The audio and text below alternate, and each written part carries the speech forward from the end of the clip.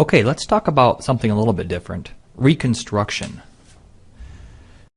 During the lifespan of a process, it's expected that you will need to periodically replace components such as fans, pipework, belts, filters, etc. Now, most of these one-for-one replacements do not require a permit. If, however, you propose to replace a major portion of the process, it may be considered a reconstruction and therefore subject to permitting. Now, there are some guidelines for what is considered an actual reconstruction versus periodic maintenance.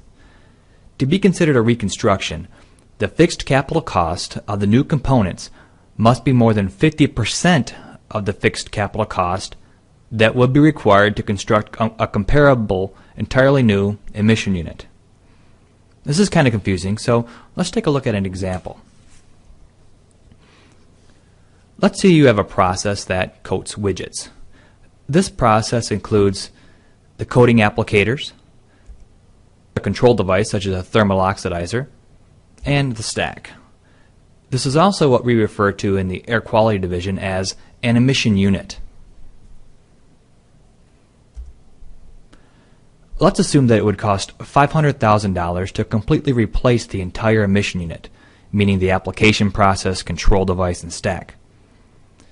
If you wanted to replace a couple of filters or applicators and they cost $1,000 to replace, this would not be a reconstruction because it's less than 50% of the fixed capital cost to replace the whole emission unit.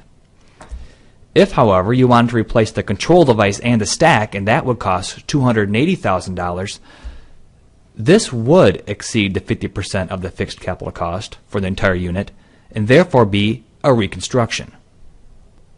One important note pertaining to reconstruction is that when replacing components, the fixed capital cost of the new components is cumulative.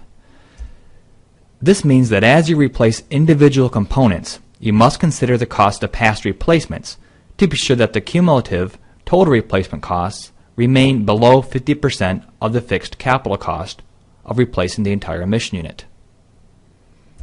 At the time the replacement of a component exceeds the 50% threshold, it is considered a reconstruction.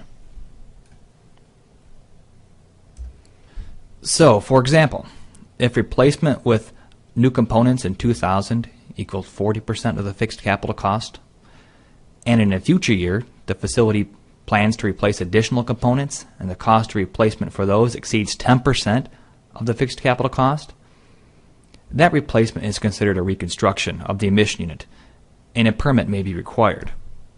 Therefore, it is important that you track any changes and replacements you make to an emission unit so that you are aware when you may be approaching or exceeding the 50% thresholds.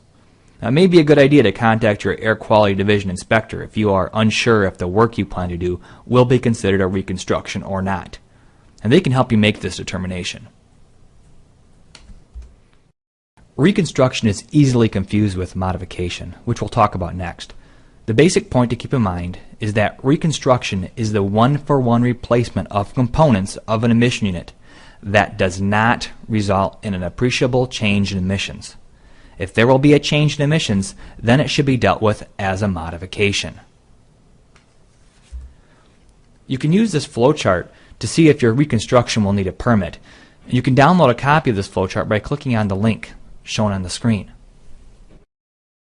This concludes our session on reconstruction. Thank you.